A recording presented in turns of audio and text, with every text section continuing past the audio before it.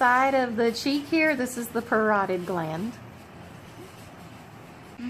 All right, here we have the sublingual gland under the tongue and the submandibular gland under what would be the mandibular bone.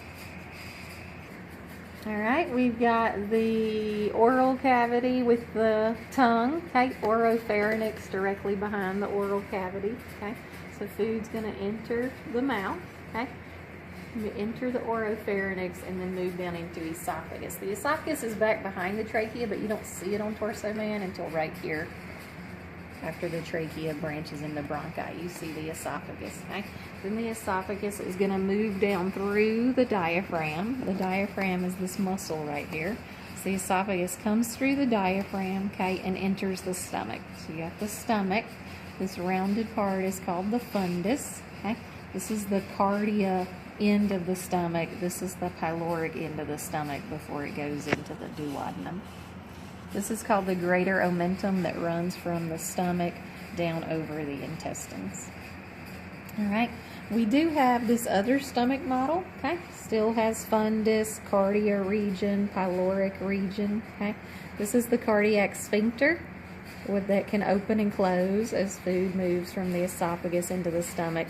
And this is the pyloric sphincter that can open and close as food moves from the stomach into the intestine.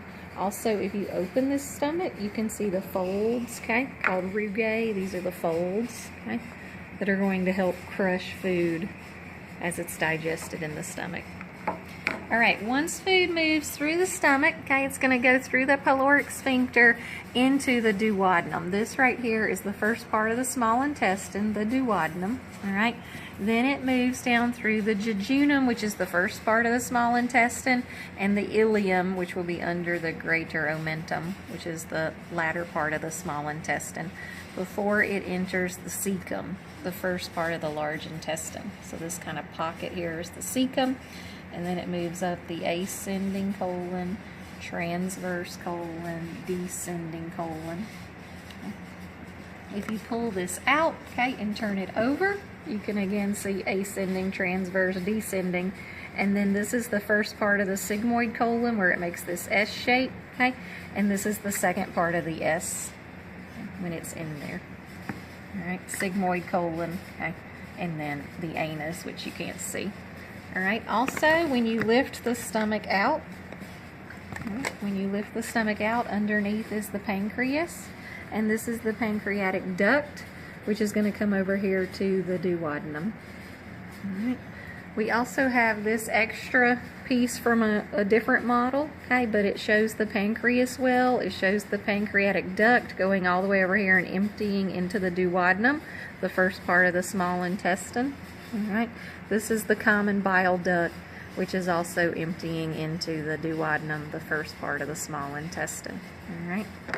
Earlier, the liver was in here.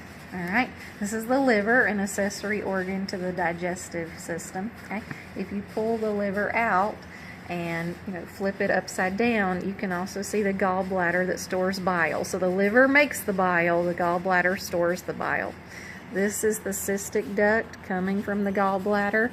This is the hepatic duct coming from the liver, and they merge right here to form the common bile duct, which then we saw emptying into the duodenum right there. So you can see common bile on this, and you can see common bile right there. I think that's it. On the stomach, this is the greater curvature, this large curve, and this is the lesser curvature here.